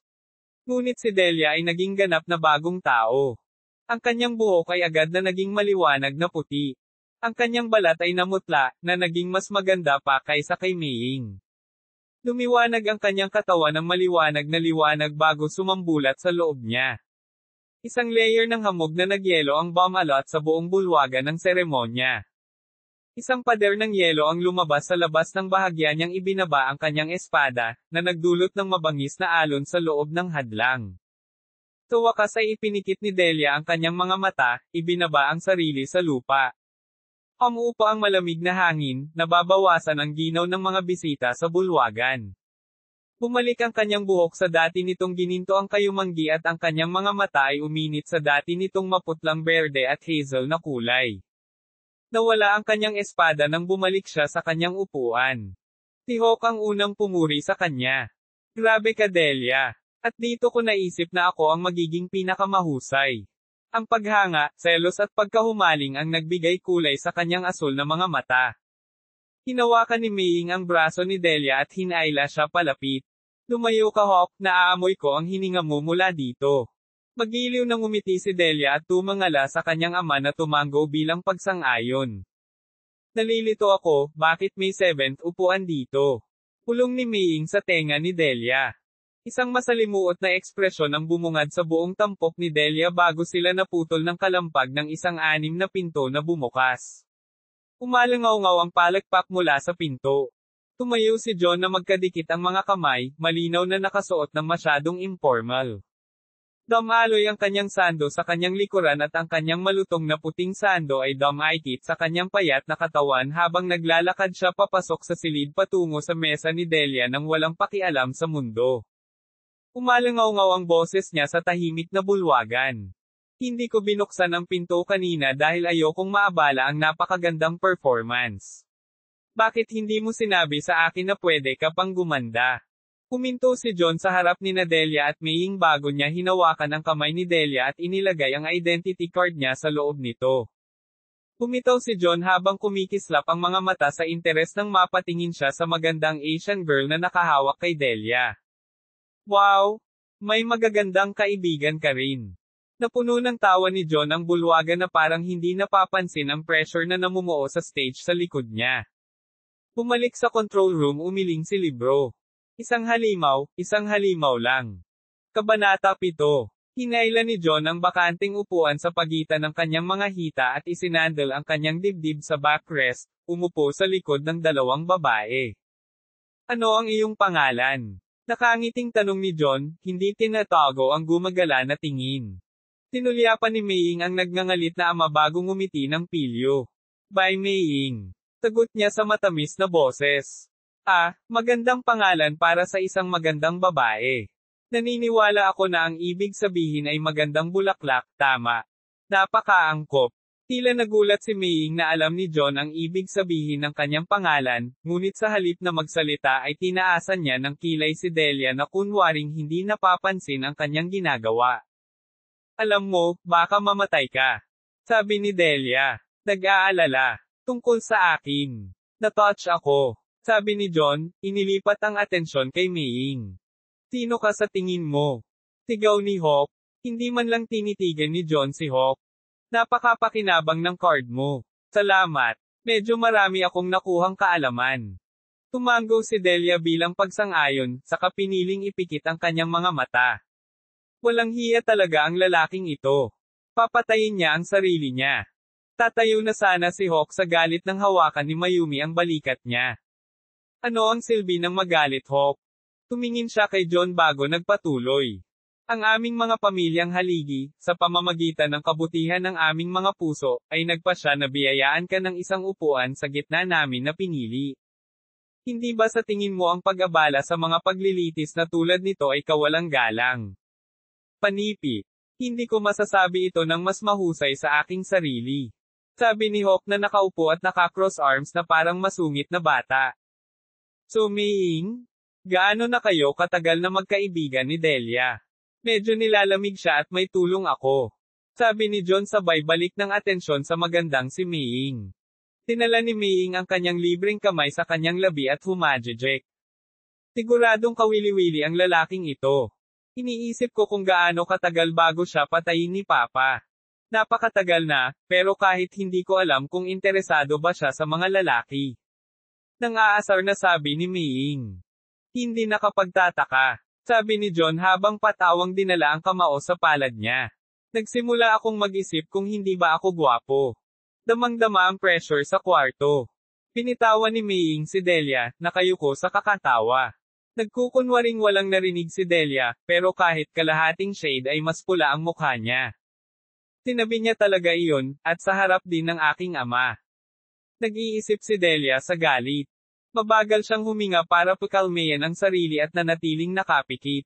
Si Mayumi at Hawk ay galit na hindi pinansin, si Ferro ay may ngiti sa kanyang mukha, at si Pertinacis ay nagbabasa ng mga salita na lumilipad sa mga lente ng kanyang salamin. Sa wakas ay tumangala si John sa 6 na trono. Ang kanyang mga mata ay kumikinang nang makita ang magandang padre de pamilya na may maitim na balat, isang bagay na hindi nakakatuwa si Ferro. Pumalaklak si Duko. Mukhang mataas ang mata ng batang ito. Matagal nang muling iminulat ni Kami ang kanyang mga mata, isang masamang aura ang umiikot sa kanyang paligid. Si Sapientia, katulad ng kanyang anak, ay tumigil sa pagbibigay pansin. Gayunpaman, ang parehong ay hindi masasabi tungkol sa Potty and Eva, Storm at Bay mga ulo ng pamilya. Nagsimula ng maghirap huminga ang mga bisita ng silid. Lahat ay nagtataka sa parehong bagay. Sino ang batang ito, at paanong hindi pa siya matagal nang nakawala sa panggigipit? Sa wakas ay nagsalita si John. Kayong apat, parang mag-pop-pop na kayo ng blood vessel, hindi pwede sa edad nyo. Kung magpapatuloy ang mga bagay na ganito, maaari tayong magkaroon ng magulo na sitwasyon sa ating mga kamay. Anong iskandalo ito? 6 na matatanda ang pumatay sa bata. Gaano ka dominante? Sa wakas ay tumangala si Sapientia sa gulat. Nanlaki ang mga mata ng iba pang mga padre de pamilya. Sino ka? Sinubukan ni Bay na magsalita bago maputol. Tigilan na kita dyan. Sinubukan ng musclehead doon na magtanong ng parehong bagay, sabi ni John na nakayuko kay Hawk, at malinaw na hindi ko siya pinansin, kaya bakit mo susubukan na magtanong muli? Nagulat ang silid. Ito ang mga Grandmaster ng pinakamataas na antas. Ilang taon na silang hindi iginagalang, ngunit ang hindi kilalang bata na ito ay nagsabi ng mga salitang hindi nila maisip. Tuluyan ng tumigil sa pagtawa si Mei. Ang kanyang karaniwang walang malasakit ngunit dominanteng kilos ay buo na sa pagkabigla. Ngunit pagkatapos ay nagsimula siyang tumawa sa loob. Turuan ng matandang iyon ng leksyon bago ka mamatay, kung gayon. Tumayo si John at nagsimulang maglakad papunta sa hagdan. Hindi tulad ni Pertinasis na hindi siya yumuko, sa halip ay nagpatuloy siya ng diretso hanggang sa siya ay nasa 5 metro mula sa mga trono. Ikinulong niya ang mga kamay sa likod at sinabing, kung gusto mong malaman kung sino ako. Dito, sa palagay ko isa akong karaniwang tao. Ngunit, sa kabilang panig ng mundo, anak ako ni na Saintes Sachero at General Sachero. John Sachero sa iyong serbisyo. Tumingin siya kay Doko bago ngumiti. Ang Sachero ay talagang Latin para sa asukal. Sabi niya sabay kindat. Ang mga ulo ng pamilya ay halos lumipad palabas sa kanilang mga trono. Tanging sina Duko at Sapientia lang ang nakatingin na may pagtataka. Sapat na si Mayumi. Tumayo siya mula sa kanyang upuan at hinawakan ang kanyang hikaw. Isang busog at palaso ang umiral bago niya tinutukan si John. Nang malapit na siyang kumawala sa kanyang putok, tumingin muli si John sa kanya. Umupo. Napuno ng ligaw na presyo ang silid, na ikinasakal ni Mayumi at pinilit siyang umubo ng dugo. Napahawak si Kami sa natitirang upuan sa hindi mapigil ang galit. Nawasak ang trono, naiwan siyang nakatayo. Hahakbang na sana siya papunta sa John, nang pigilan siya ni Potty and Eva. Sa bandang huli, mapapabuntong hininga na lang siya at muling magkatawang-tao ang isang trono para mauupuan niya. Wow! Nakakatuwa itong martial world. Hindi ako makapaniwala na gumana iyon. Isang dapat na pinili na may mas mahinang kaluluwa kaysa sa isang karaniwang tao. Paano kaakit-akit? Pinuksan ni Delia ang kanyang mga mata upang makita si Mayumi na nakayuko, humihinga ng mapusok gamit ang kanyang busog at palaso na matagal nang bumaba mula sa kanyang mga kamay. Ngayon, honestly speaking, medyo unrefined ako. Isang parlor trick lang iyon. Kahit sino sa inyong 6 na ay maaaring pumatay sa akin. Sabi ni John na binalik ang tingin sa mga padre de pamilya. Kabanata 8. Kung tutuusin, kung bumangon ang tanggang iyon na nakayuko, malamang napatayin din niya ako. Gayunpaman, alam na alam mo at ko kung bakit hindi mo ako maaaring patayin, hindi ba? Kung hindi dahil dyan, susubukan ba ninyong matayog na tinatawag na mga maharlika ang gayong mga panlilinlang na masangkop sa isang karaniwang tulad ko? Tumalikod si John at naglakad papunta sa center stage. Dahil wala sa inyo ang tunay na nakakakilala sa akin, sasabihin ko sa inyo ang tungkol sa aking sarili. Ang pangalan ko ay John, tulad ng sinabi ko. Ako ay 16 na at sa palagay ko ay maaari mong sabihin na mayroon akong kaunting katalinuhan. Mahilig ako sa mahabang paglalakad, ngunit hindi sa mga beach dahil nakakainis ang buhangin. Ako ang masasabi ninyong commoner. Siguro ilang siglo na ang nakakaraan mas reserba ako, ngunit sa kabutihang palad, sa pagkakaintindi ko, ang maliit na paaralang ito ay walang kakayahang makipaglaban sa ating mga karaniwang tao sa ngayon. Maliit na paaralan. Napuno ng galit ang silid. Ano bang ikinagagalit nyo? Kung iyon lang ang kailangan para magalit ka, malamang matagal ka nang lumaban. I wonder what the point of funding a school made for elites by elites. Maaaring ginamit lang nila ang kanilang mga mapagkukunan sa homeschool ng kanilang mga anak. Nakarating na si John sa gitna ng stage. Tumayo siya, nakatingin sa mga tao. Ang galit ay halos agad na kumalma. Pero, unfortunately, hindi ko ugali na tumulong sa mga taong hindi kayang tulungan ang sarili nila. Kaya imbes na mag-aksaya ng oras, ipapakita ko na lang sa iyo kung ano ang mangyayari kapag ang isang karaniwang tao ay nakapagtanghal. Ang mga lalaking iyon ay sumipsip pa rin. Siyempre maliban sa inyong dalawa. Nakangiting sabi niya kina Delia at Maying na hindi pa rin nakaka-recover sa mga nangyayari. Tingnan natin, sa nabasa ko, kahit anong gusto kong ipakita ang mga talento ko ay dapat magpakita mismo, tama. Saka na natin ito, piano. Mahinang wika ni John. Isang malaperlas na puting grand piano ang nagsimulang magpakita sa kanyang harapan habang naglalakad si John patungo sa bench nito.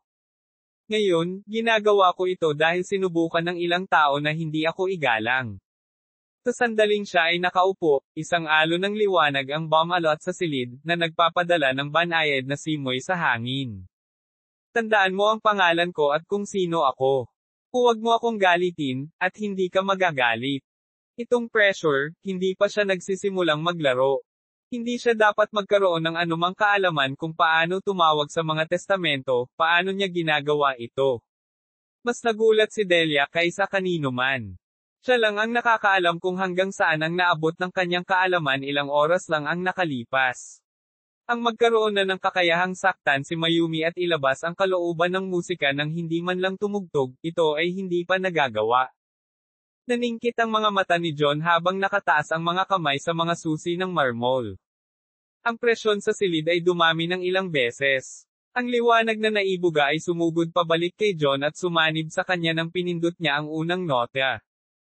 Ang mga daliri ni John ay tumatakbo sa mga susi habang umalangaw-ngaw ang isang matamis na himig.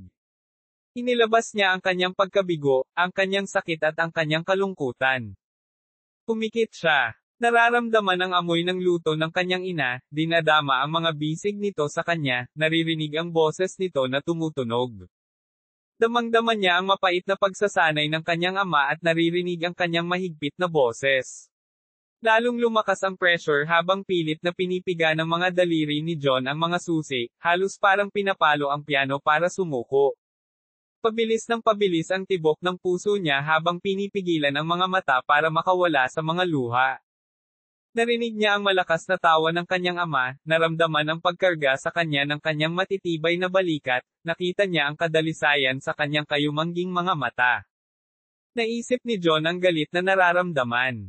Oh dare they! Ito na ang huli nilang kahilingan at gusto mo akong paalisin dito. Agad na nagbago ang himig, na dumami sa bangis. Nagsimulang dumagundong ang mga sahig at nagsimulang yumanig ang mga pilak na haligi. Ibinagsak ni John ang kanyang paa sa pinakakanang pinakapidal ng piano, patong-patong na note, chord pagkatapos ng chord. Nabasag ang mga salamin na bintana ng ceremony hall, ngunit hindi huminto si John. Walang makagalaw, sobra ang pagkabihag ng.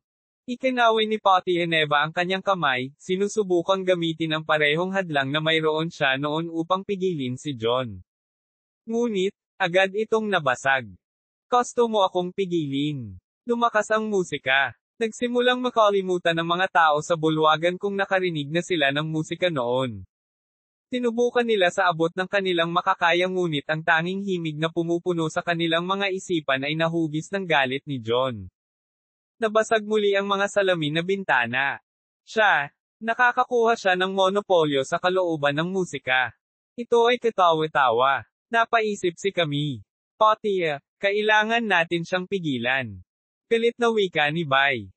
Hindi, hayaan mo siyang magalit. Nagkamali tayo. Pipigilan natin ito kung masyadong lumayo. Bagaman ang mga ulo ng pamilya ay halos galit ang mukha, lahat sila ay talagang namangha. Hindi pa nila naramdaman ang ganitong uri ng pressure mula sa isang bata lamang. Tumayo si Delia, naglakad papunta kay John. Hindi nakakaapekto sa kanya ang pressure. Medyo naiinis siya nang makitang ganoon din ang kaso ng bawat ibang babae sa silid, ngunit itinuring niya ito sa walang hiyang ugali ni John. Ngunit, hindi niya maitago ang mga luha sa kanyang mukha. Hindi niya alam kung ano ang ikinalungkot at ikinagalit ni John, ngunit alam niya may dapat siyang pigilan. Kaya inabot niya ang kamay niya sa balikat niya. Tumigil si John sa paglalaro at iminulat ang namumulang mga mata. Tumangala siya kay Delia na may mga luhang tumutulo sa kanyang mukha. Agad siyang tumayo at pinunasan ang mga luha sa pisngi niya gamit ang hinlalaki niya. Ako ay humihingi ng paumanhin. Hindi ko sinasadyang paiyakan ka. Papatayin ako ng nanay ko kapag nalaman niya ang tungkol dito. Hindi umimik si Delia kaya hinayaan na lang siya ni John na maglakad pabalik sa upuan niya. Nilaybot ni John ang paligid ng kwarto. Tila karamihan sa mga tao sa bulwagan ay may mga bahid ng luha sa kanilang mga mukha o nakikipaglaban upang pigilan sila. Nawala sa isang iglap ang bangis at kalungkutan ni John, napalitan ng dati niyang walang pakialam at malandi na ugali. Pagkatapos ay tumalikod siya at umalis, na nag-iiwan lamang ng isang kaisipan sa isipan ng lahat, napakapangangibabaw. Kabanata 9. Naglakad si John sa isang gumagalaw na palapag, pabalik sa parehong haligi na nakilala niya sa libro Patti and Eva Pillar. Mamantong hininga siya habang nakatingin sa puting card sa kanyang kamay. Pagkatapos ng lahat ng iyon, para ma-stock ako sa mga libro sa unang antas pa lang. Humisi siya. Hinding-hindi mahuhulog sa akin si Delia kung kailangan kong humingi ng tulong sa kanya sa bawat pagkakataon. Sa pag-iisip pabalik kay Maying, tumawa si John. Siguradong hindi rin siya simple. Pakiramdam ko ay muntik na akong magamit, ngunit anong mga reklamo ang mayroon ako tungkol sa isang magandang maliit na babae na nangyari ng aking mga serbisyo. Sumeryoso ang mga mata ni John. Alam niyang kailangan niya ng action plan. Para sa isa, ang sistema ng pera sa Marshall World na ito ay ganap na naiiba. Kawawa naman si John dito kaya hindi niya kayang sumakay sa silver yacht. Pangalawa, nariyan ang paggamit ng pag-access. Ang pagiging limitado sa unang antas lamang ay hindi isang malaking bagay sa ngayon, ngunit kung isa sa alang-alang ang bilis ng pagbabasa ni John, alam niyang matatapos niya ang unang antas sa loob ng humigit kumulang 2 buwan, at iyon ay kung magbabasa siya ng mga bagay na walang silbi kanya. Dagdag pa, hindi iyon ang dahilan para sa pagtaas ng kanyang bilis habang mas pamilyar siya sa pamamaraan. Umiling si John. Ang mga taong ito ay napakaliit. Sa pamamagitan ng aking pagganap, talagang karapat-dapat ako sa mas mataas na floor access. Ngunit kung isa sa alang-alang ang kanilang galit, ang pagiging frozen out ay ang pinakamahusay na posibleng resulta. I'll have to publication my future accomplishments para wala silang choice kundi sundin ang mga patakaran sa hinaharap. Nanlilisik ang mga mata ni John sa pag-iisip. Sa totoo lang marami siyang ideya, ngunit kailangan nila ng panahon para maipatupad. Sa loob lamang ng 1 linggo bago magsimula ang mga klase, wala nang maraming oras si John bago ang kanyang kalayaan ay nababawasan ng halos kalahati. Magiging isyo ang bagay na ito sa pera. Bagamat may mga wristband si John upang mapanatili ang pagkain na dinala niya mula sa bahay, kung isa sa alang-alang kung gaano karami ang kanyang kinain, tatagal iyon ng higit sa 2 linggo. Pagkatapos nito, kailangan niya ng pera para makakain.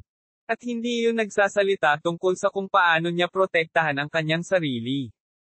Siyempre, ang pangunahing paraan ng pagprotekta ng mga estudyante sa kanilang sarili ay mga paksayon. Ngunit, sa pagmamalaki ni John, wala siyang balak na samahan si Delia sa kanya. Kahit natanungin siya nito, ang sagot niya ay hindi. Tumuklas ng mga bagong kwento sa No. 11 si Om. Sa mga taong ito, ang kanyang kaiabangan ay hangganan ng hanggal. Sa kanila, mayroon siyang pagmamalaki na hindi niya nakuha. Pero, nakakaalam lang siya ng mga pinagdaanan niya sa buhay niya. Madudurog niya sila sa sarili nilang larangan ng hindi umaasa sa iba. Sinabi nito, hindi ito nangangahulugan na ang John ay walang mga paraan upang tuklasin. Bilang karagdagan sa mga paksayon na pinamumunuan ng mag-aaral na pinamumunuan ng chosen, at pseudo-chosen, may mga tinatawag na secondary profession factions na nakatawag ng pansin sa kanya. Karaniwan, ang mga mag-aaral na sumali sa mga paksayon na ito ay may mga angkop na kakayahan na hahanapin ng mga piniling paksayon. Ang pinakamahusay na mga paksayon ay maaaring permanenteng gumamit ng mga pangkat ng pangalawang propesyon. Mula sa mga aklat na binasa ni John, ang aklatan ay itinuring na isa. Ngunit, agad niya itong tinawid sa kanyang listahan. Sa kasamaang palad, hindi niya ito kusang loob. Ayon sa mga alituntunin ng paksayon, tanging ang mga miyembro ng pamilya Sapientia ang maaaring maging miyembro. Gayun din, kinakailangan ang pagkakaroon ng kaalaman sa unang 600 na antas upang matanggap. Hindi tulad ng mga pangkat na binuo ng mag-aaral, na mas malayang anyo, ang mga paksayon ng haligi ay may mahigpit na mga panuntunan at alituntunin na dapat matugunan, pati na rin ang kanilang sariling mga panloob na sistema ng pagraranggo na nagbibigay ng mas mataas na antas ng mga miyembro ng mga karagdagang benepisyo.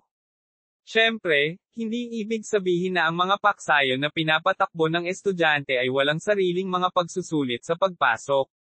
Nakita lang sila bilang mas madali sa pangkalahatan. Nakalulungkot na ang rutang ito ay hinarang sa kanya dahil ang paksayon na ito ang nagbigay ng pinakamadaling daan patungo sa inner library. Ngunit, hindi ito maaaring makatulong.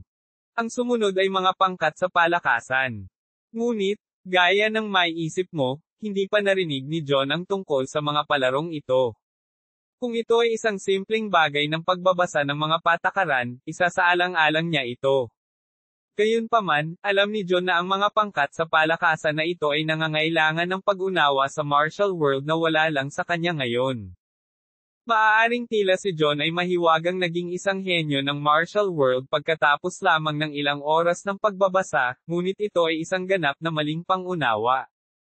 Una, ang sigaw na nagpaubo ng dugo ni Mayumi ay nakakatakot na 2 talim na espada. Pagkatapos ng ilang oras ng pagbabasa, nalaman ni John na ang kanyang talento sa paglilinang ng enerhiya ay talagang kakilakilabot. Gayunpaman, nakakagulat na mayroon siyang tinatawag na likas na kaluluwa. Karaniwan, ang mga martial warriors ay kailangang dumaan sa iba't ibang hakbang upang magising ang kanilang mga kaluluwa mula sa pagkakatulog. Ang mga kaluluwa ay magbibigay ng isang mahusay na paraan ng pakikipag-usap sa mga langit at pag-unawa sa mga kalooban. Ang problema ay ang mga kaluluwa ay lubhang marupok. Kung naging handa si Mayumi para kay John na gumawa ng isang bagay na katangahan gaya ng direktang pag-atake sa kanyang kaluluwa, ang pinakamasamang sitwasyon ay ang pagkamatay ni John. Sa madaling salita, ang katangahan ng mga kinikilos ni John ang tanging dahilan kung bakit siya nakatayo ngayon. Bilang karagdagan, ang pagtawag sa kalooban ng musika ay isang bagay na simple para sa kanya. Si John ay tumutugtog ng piano mula pa noong siya ay sapat na ang tangkad upang umakyat sa bench na nakatayo sa harap ng paboritong Steinway ng kanyang ina. Ang tanging dahilan kung bakit hindi siya nakagawa ng mga phenomena tulad ngayon sa mortal na mundo ay dahil wala ito sa lakas ng martial world. Pero, hindi naman kaya ni John na magdala ng piano kung saan siya nagpunta. At, wala siyang ideya kung paano ito aatake, malabo lang niyang maapektuhan ang emosyon ng mga nakapaligid sa kanya. Sabi nito, may magandang balita din. Bagamat ang mga kaluluwa ay kakilakilabot para sa labanan, ang mga may talento sa landas ng kaluluwa ay ang mga staple ng pangalawang propesyon. Walang ideya si John kung siya ay talented sa landas ng kaluluwa o hindi. Ang pagkakaroon lamang ng isang likas na kaluluwa ay hindi sapat na isang marker. Ngunit, ang tiyak ni John ay talentado man siya o hindi, sasaluhin niya ang pagkakataong ito. Hindi bababasa, mayroon siyang kaunting talento sa landas ng kaluluwa kaysa sa landas ng enerhiya. Nariyan ang pangkat ng alchemy, ang pangkat ng pagbuo, ang pangkat na nagpapanday, ang paksayo ng master ng hayop, at ang paksayo ng debate sa pilosopiya. Sa mga bagamat ang ideya kung anong mga nilalang sa martial world ang pumukaw sa interes ni John, wala siyang paraan para malaman kung gaano katagal bago makagawa ng kontribusyon sa isang paksayon na nangyari ng pagpapalaki ng mga hayop. Para sa lahat ng alam niya, maaaring tumagal ng mga dekada upang palakihin ang isang disenteng nilalang. At kahit na noon, kailangan niyang ibigay ito para makuha niya ang alinman sa mga tanong na hinahanap niya. Noong una, naisip niya ang posibilidad na gamitin ang mga hayop bilang proxy para sa kanyang lakas, ngunit ang oras na kailangan ay isang hadlang muli, hindi banggitin ang pera. Kabanata 10. Tungkol naman sa paksayon ng debate sa pilosopiya, muling kinailangan ni John na itulak ang ideya dahil kulang lang ang kanyang kaalaman. Malinaw na ang isang paksayon ng pilosopiya ay mahalaga sa isang mundo na nakabatay sa pag-unawa sa mga kalooban ng mga bagay, ngunit kung walang malinaw na pag-unawa sa kanyang sarili, kahit na bahagyang nag-aambag ay magiging mahirap. At ang pangunahing bagay ay na kung gusto niyang kumita mula sa pagsali, kakailanganin muli ng oras upang mabuo ang isang reputasyon, kaya ang iba ay handang magbayad para makinig sa kanyang mga lektura. Ang mga forging faction ay isang magandang pagpipilian, ngunit nangangailangan ito ng mataas na antas ng paglilinang upang mapabuti sa isang matatag na bilis. Kung walang naaangkop na lakas, imposibleng mapeke ang mga materyales ng martial world, o kahit na mahawakan ang kapaligiran na kailangan upang halmahin ang mga nasabing materyales. Sa ngayon, hindi man lang maramdaman ni John ang mga enerhiya ng martial world. Paano siya magkakaroon ng sapat na lakas upang martilyo ang makadyos ng mga materyales na iyon o mahawakan ang init na kailangan para matuno ang mga ito? Iniwan nito ang alchemy at formation factions. Gayunpaman, nadama ni John na mayroong isang bagay na labis na nakakagambala sa kanila. Hindi naman kakaiba sa kanila ang partikular na bagay, ngunit sa halip ay mayroong isang paksayon na pinagsama silang dalawa. Bakit umiiral ang alchemy at formation factions kung mayroon ang isang array alchemy faction? Hindi ko maintindihan. Nagsalubong ang kilay ni John habang patuloy sa paglalakad. Dagdag pa. Ayon sa Book of Factions, ang alchemy at formation factions ay may 12-dosenang miyembro bawat isa, ngunit ang array alchemy faction ay may 2 lang. Kahit nalilito si John, naamoy niya ang mga senyales ng pagkakataon. Dahil sa kahalagahan ng pangalawang propesyon, binalaan ni Libro si John na sila ay mayabang at mapagmataas. Marahil isang maliit na paksayon na may 2 tao ang eksaktong kailangan ni John upang mabasa ang kanyang mga paa. Gayunpaman, nananatili ang tanong. Paano mo maipagsasama ang teorya ng pagbuo sa teorya ng alchemy? Pagkagawa ng kanyang pagpili, umikot si John sa kanyang mga takong. Maaari niyang hanapin ang kanyang silid sa ibang pagkakataon, ngunit ngayon, mas mahalagang magsaliksik pa. Kaya, bumalik siya sa library. Pumasok si John sa silid-aklatan upang hanapin na nasa parehong estado ito kung saan niya ito iniwan. Halos hating gabi na siguro ngayon, ngunit tila hindi napansin ng mga estudyante. Siguro may ilang pamamaraan na nakakabawas din sa dami ng tulog na kailangan mo. Dati naisip ni John na posibleng mangyari ito, ngunit dahil nasa time crunch siya, hindi na niya tinanong si Libro. Nakatayo sa harap ng engranding mesa, kumaway si John sa monitor. Buhay na kumikislap upang ipakita ang pag-iling ni Libro. Ang kulit mo talaga, alam mo. Kung nabasa mo lang ng kaunti ang sitwasyon, patay ka na. Ngumiti si John ng nakakalokong ngiti. Kaya mayroon kang mga kamera sa mas maraming lugar kaysa sa mga aklatan. Nagkibit balikat si John. Hindi sila maglalakas loob na saktan ako maliban kung gusto nila ng digmaan sa mortal na mundo. Isang mapait na ngiti ang sumilay sa labi ni Libro. Siguro ang Focus Academy ay nag-iingat sa mortal na mundo, ngunit ang parehong ay hindi masasabi para sa mas mataas na echelons ng martial world. Kailangan mong mag-ingat. Kukunin ko na panatilihin sa isip. Alam na alam ni John ang katotohanan ito. Ngunit, siya ay isang tao na umangkop sa sitwasyon habang sumusunod sa kanyang mga prinsipyo. Kung hindi gagana ang discarding ito, nakahanap na siya ng iba. Iniisip kong sumali sa pangkat ng Array Alchemy, kaya kailangan ko ng anumang mga aklat na makukuha ng card na ito sa unang antas na ibinigay mo sa akin at sa kanilang larangan ng kadalubhasaan. Ang mga mata ni Libro ay kumislap na may tila pagkabigo. Alam mo, maaari akong maglagay ng isang magandang salita para sa iyo at tulungan kang sumali sa pangkat ng aklatan at pananaliksik. Isa pa, ang Array Alchemy faction ay, isang masalimuot na tingin ang sumalubong sa kanyang mga tampok na pumalit sa pagkabigo.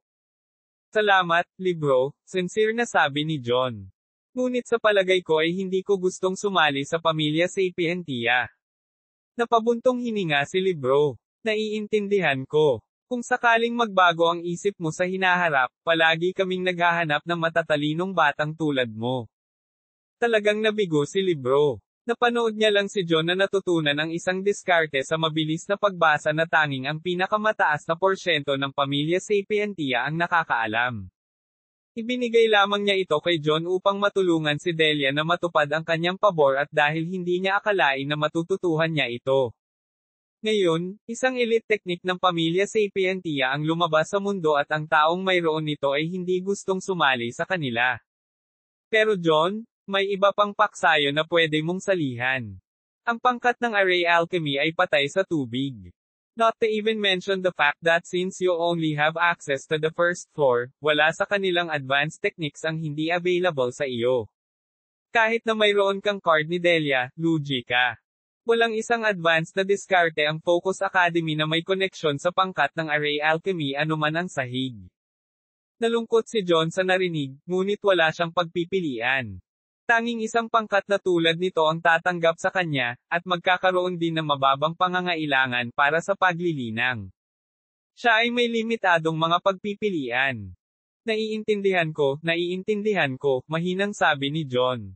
Kahit na ang katotohanan na ang buong akademya ay walang anumang mga advanced na diskarte ay nakakagulat, kailangan kong magpatuloy sa pagsulong sa kanila. Ang pangkat ng Array Alchemy ay may second miyembro, ang isa ay halos nasa lower common grade threshold, habang ang ulo ay halos hindi nakadikit sa pinto ng mataas na common grade. Isinasaalang-alang ang mga pinuno ng Alchemy at Formation factions na lahat ay pumasok sa practitioner grade, ang palabas na ito ay sobrang nakakaawa. Hindi ko itatanggi na ang teorya sa likod ng Array Alchemy ay may pinakamataas na halaga. Ngunit, may dahilan kung bakit may bawal sa pagsasama ng alchemy at formation theory. Masyado silang mahirap matuto ng mag-isa, lalo na ang pagsasama-sama sa kanila. Umiling si Libro. Ngumiti si John. Hindi ko pa masisimulan ang aking daan sa martial world dahil ayaw kong magsimula ng walang tamang cultivation technique. At kahit na mayroon ako, ang aking talento sa paglilinang ng enerhiya ay tila nakakaawa. Ngunit, ang Array Alchemy mula sa lower hanggang peak common grade ay hindi nagagawa ng aking kapangyarihan na maging mataas. Kailangan ko lang ng pag-unawa sa mga mahahalagang bagay, teorya ng array, isang pinong kaluluwa at maraming pagsasanay sa pagguhit ng mga array at paghugpong ng mga halamang magkasama.